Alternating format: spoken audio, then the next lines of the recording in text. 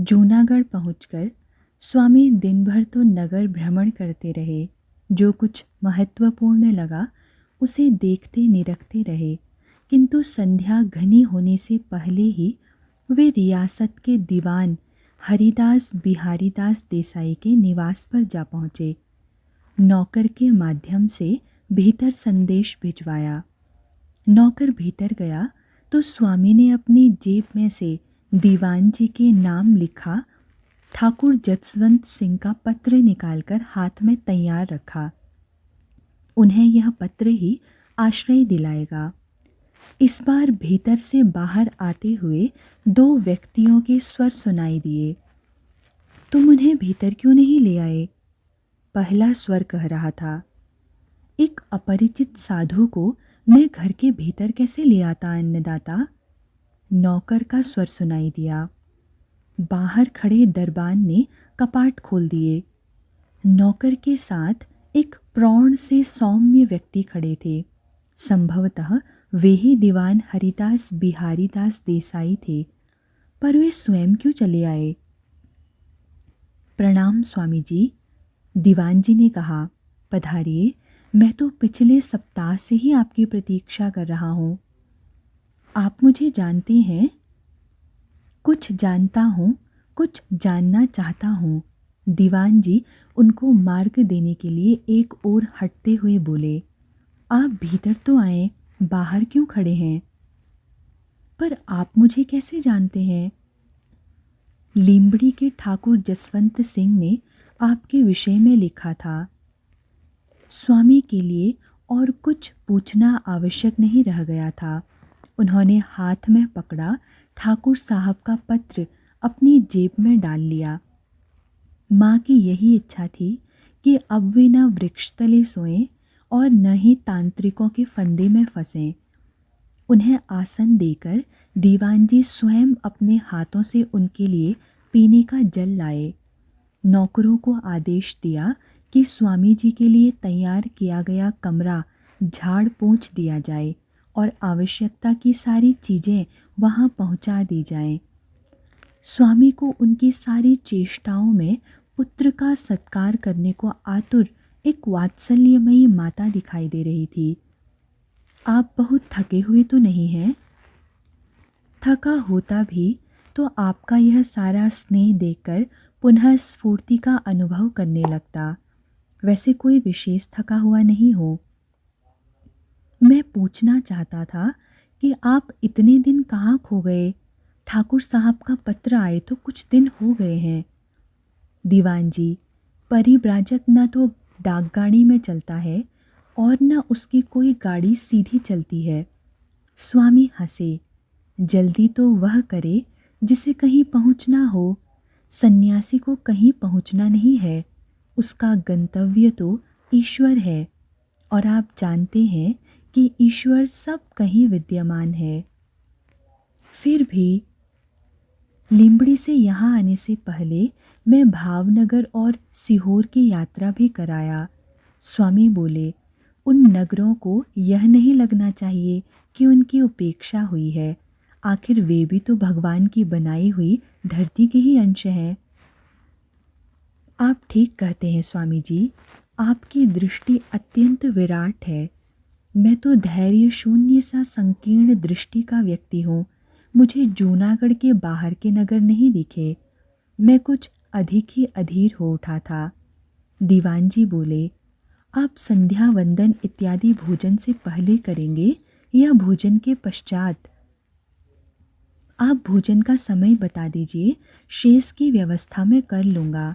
स्वामी की मुस्कान बहुत आकर्षक हो गई थी। दीवान जी स्वामी से मिलने आए। वे अकेले नहीं थे, उनके साथ रियासत के अनेक उच्च अधिकारी भी थे। स्वामी जी, आपके पास समय हो तो हम आपके साथ कुछ चर्चा करना चाहते हैं, दीवान जी ने कहा। स्वामी हंसे। मेरा तो काम ही चर्चा करना है, उसके लिए आपके पास अवकाश होना चाहिए। इसीलिए दिन का काम निपटाकर संध्या समय आए हैं, दीवान जी बोले। स्वामी जी, हमारे मित्रों में कुछ विवाद हुआ है, उसी संदर्भ में हम आपके विचार भी जानना चाहते हैं। मामला धर्म का नहीं, इतिहास का है। अच्छा, तो मामला पंचायत का है। स्वामी हंसे। कहिए। हम स्वयं को आर्य मानते हैं। स्वामी ने उनकी ओर देखा भर। और अंग्रेज कहते हैं कि आर्य लोग बाहर से इस देश में आए थे और यहाँ के लोगों को दास बनाकर यहाँ बस गए थे। इससे वे प्रमाणित करना चाहते हैं कि यह देश हमारा नहीं है। हम भी उतने ही विदेशी हैं जितने वे हैं। दीवान जी बोले, आप इसे कहाँ तक सत्य मानते हैं? यूरोपीय विद्वानों का यह कहना कि आर्य लोग कहीं से घूमते घामते आकर भारत में बसी आदिम जातियों को मार काट कर उनकी भूमि छीनकर यहाँ बसे हैं, यह मूढ़ता की पराकाष्ठा है। स्वामी कुछ आवेश में बोले, आश्चर्य की बात तो यह है कि हमारे तथाकथित भारतीय विद्वान भी उनकी ही स्वर में स्वर मिला रहे हैं, और फिर ये सारी धूर्ततापूर्ण असत्य बातें हमारे बच्चों को पढ़ाई जाती हैं। घोर अन्याय है यह। तो आप क्या कहते हैं? मैं स्वयं अल्पज्ञ हूँ। मैं विद्वत्ता का दावा नहीं करता, किंतु मानता हूँ कि हमें अपनी पुस्तकों को पढ़कर इस समस्या का समाधान करना चाहिए। स्वामी बोले, अब तक का इतिहास विदेशियों ने लिखा है। हमें अपना गौरवपूर्ण इतिहास स्वयं लिखना चाहिए। पर यूरोपीय विद्वान ऐसी झूठी बातों का प्रचार क्यों कर रहे हैं? दीवान जी ने पूछा। वे विद्वान हैं तो उन्हें ज्ञान का प्रचार करना चाहिए, मिथ्यावाद का नहीं। यूरोपीय जातियों को जब जब और जहाँ जहाँ अवसर मिला, उन लोगों ने वहाँ के आदिम निवासियों का सर्वनाश कर दिया, नरसंहार, और फिर उस भूमि पर स्वयं आनंद से रहने लगे। इसीलिए वे प्रमाणित करना चाहते हैं कि आर्यों ने भी वैसा ही किया है। इतना ही नहीं, इस सिद्धांत से उन्हें भारत पर राज्य करने का नैतिक अधिकार भी मिल जाता है। स्वामी ने कुछ उग्र होकर कहा, ये बुभुक्षित पश्चिमी जातियाँ सदा ही अन्न अन्न चिल्लाती हुई किसको लूटें, किसको मारें, किसको काटें की योजना बनाती हुई पृथ्वी तल पर घूमती रहती हैं। इसीलिए वे लोग कहते हैं कि आर्यों ने भी वैसा ही किया, किंतु इस धारणा का उनके पास कोई आधार नहीं है, कोई प्रमाण नहीं है, निराधार बकवास है यह। पर हमारे पास भी तो कोई प्रमाण नहीं है कि आर्य भारत के ही निवासी थे। दीवान जी के कार्यालय प्रबंधक पंड्या ने कहा, यदि आर्य बाहर से आए होते तो अपनी मातृभूमि की प्रशंसा में उन्होंने सहस्त्रों सूक्त रचे होते। अंग्रेज अमेरिका में गए तो उन्होंने नए स्थानों पर अपने पुराने नगरों के नाम के ही नगर बसाए। वहाँ न्यू इंग्लैंड भी है, न्यूयॉर्क भी, न्यू जर्सी भी। स्वामी बोले, किस वेद, सूक्त अथवा कहीं भी और आर्यों ने अपनी पुरानी भूमि को स्मरण किया है? इस बात का प्रमाण कहाँ है कि उन्होंने यहाँ की आदिम जातियों को मार काट कर यहाँ निवास किया? इस मूढ़ता का क्या उपचार है? आपने स्वयं कहा कि आप अल्पज्ञ हैं। वैसे भी आपका क्षेत्र इतिहास नहीं, धर्म है। तो फिर आप ऐसा दावा कैसे कर सकते हैं? हरीश भाई का स्वर दंभ से गंधा रहा था। कहा कि अल्पज्ञ हूँ, किंतु इतना अल्पज्ञ भी नहीं हूँ जितना आप मान बैठे हैं। स्वामी बोले, हम ज्ञान के क्षेत्रों को बांटकर नहीं चलते। आपने कैसे मान लिया कि मैंने इतिहास पढ़ा ही नहीं है? चलिए छोड़िए इतिहास को। हरीश भाई कुछ इठलाकर बोले, कुछ लोग मानते हैं कि रामायण की कथा इस तथ्य का प्रमाण है। ये हरीश भाई हैं। दीवान जी ने उनका परिचय दिया। रियासत के ऐतिहासिक संग्रहालय के प्रबंधक हैं। अभी कुछ दिन पहले ही विलायत से अध्ययन कर लौटे हैं, अतः इतिहास के अधिकारी विद्वान हैं। स्वामी मुस्कुराए।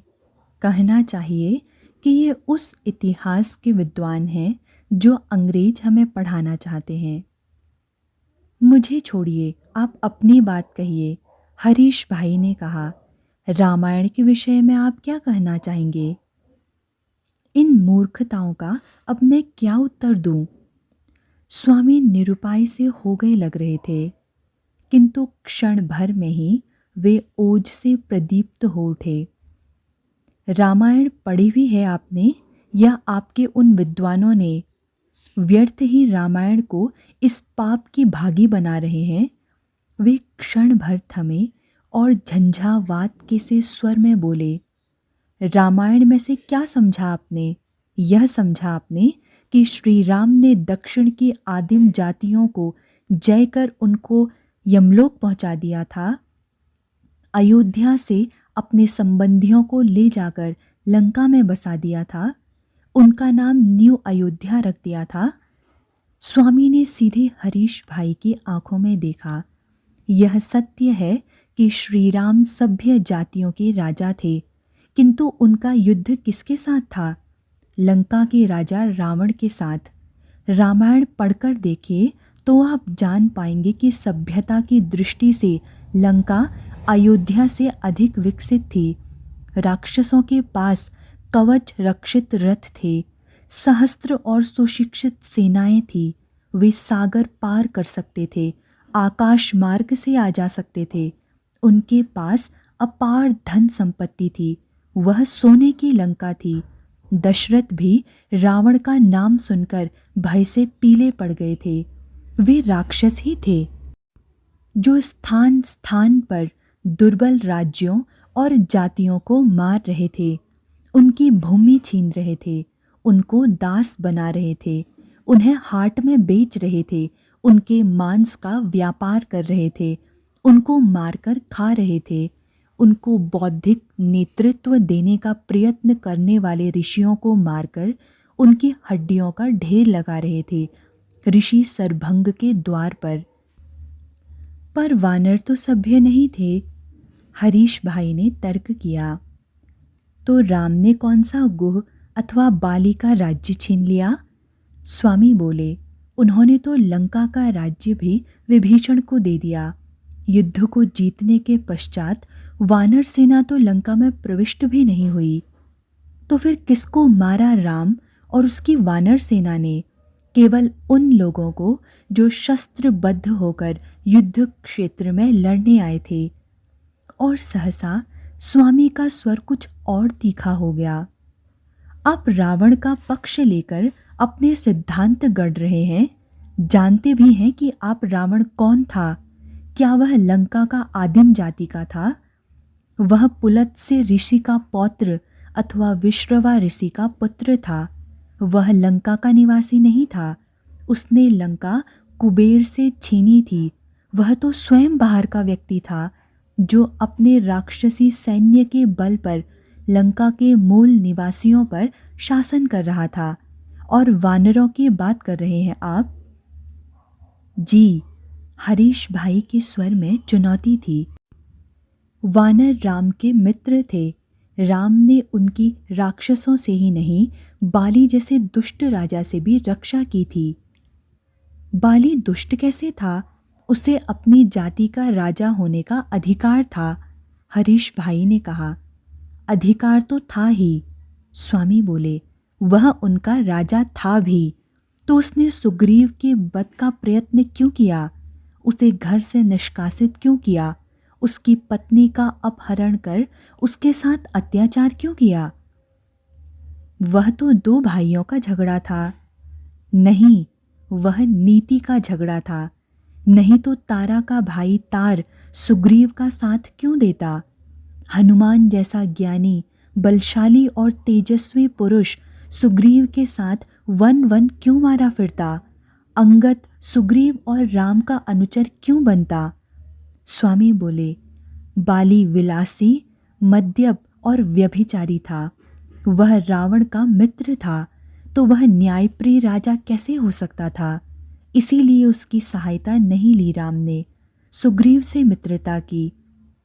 सुग्रीव के सारे कष्ट दूर किए और फिर उससे सीता की खोज के लिए सहायता मांगी। आखिर वानरों ने ही उनका युद्ध लड़ाना। हरीश भाई का स्वर अब भी वक्र ही था।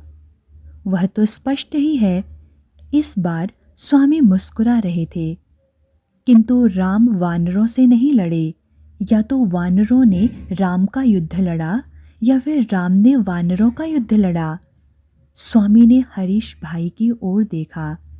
राम ने बाली को मारा, वानरों को नहीं, और उनका राज्य भी सुग्रीव को दे दिया। राम ने राक्षसों की सेना का नाश किया, लंका वासियों का नहीं, और लंका का राज्य भी उन्होंने विभीषण को दे दिया। अब बताओ हरीश भाई कि आर्यों ने किन आदिम जातियों को मारकर उनकी भूमि छीनी? मैंने तो यही पढ़ा है। हरीश भाई अब भी अपने ज्ञान पर अडिग थे। और आपका भी तो अनुमान ही है। आपके पास कौन सा ऐतिहासिक या पुरातात्विक प्रमाण है? पढ़ा तो था, पढ़ने में कोई हानि भी नहीं है, किंतु भगवान ने जो बुद्धि आपको दी है उसका प्रयोग कर पढ़ें और समझने का प्रयत्न करें। जो कुछ अंग्रेजों ने पढ़ा दिया उसी को तोते के समान रटने और दासों के समान मान लेने से तो आप भारत माता की सेवा नहीं कर पाएंगे। स्वामी बोले, और जहाँ तक ऐतिहासिक और पुरातात्विक प्रमाणों की बात है, आपने अयोध्या की खुदाई कर ली क्या? आपने पंचवटी और किष्किंधा के महल खोज निकाले? आपने जनकपुर के ढूहों को उलट पलट लिया क्या? आपने लंका में जाकर पड़ताल कर ली है क्या? शूर्पणखा और मंदोदरी से भेंट कराए आप? हरीश भाई, अपनी देसी खोपड़ी में विदेशी फसल उगाने का कोई लाभ नहीं है। न ही हमको अपनी बुद्धि उनको पट्टे पर दे देनी चाहिए।